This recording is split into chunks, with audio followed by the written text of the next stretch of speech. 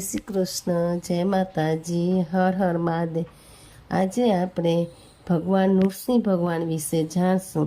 નૃસિંહ પ્રાગટ્ય વૈશાખ સુદ 14 તારીખ 11/5/2025 રવિવાર એટલે નૃસિંહ પ્રાગટ્ય દિવસ છે।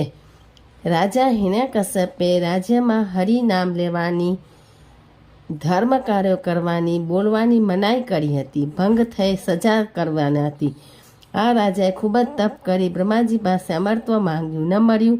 મૃત્યુને પાછું ઠેલવો, અતિ લાંબી જિંદગી, આયુષ્ય માંગ્યું। રંગમાં આવી ગયેલો અસુર રાજા હરિનામ, ભક્તિ, ધર્મ કાર્યને મનાઈ ફરમાવે છે।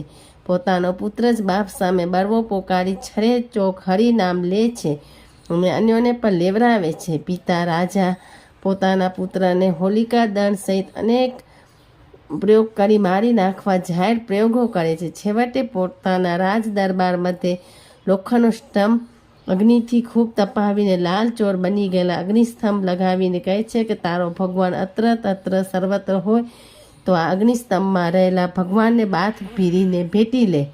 પણ સ્તંભને ભેટે તે પહેલાં અગ્નિસ્તંભ કડાકા સાથે તૂટે છે અને નૃસિંહ ભગવાનનું પ્રાગટ્ય થાય છે। સીધા જ પિતા અસુર રાજાનો નાશ કરે છે। હરિનામ સ્મરણ ધર્મ ભક્તિની આ તાકાત છે।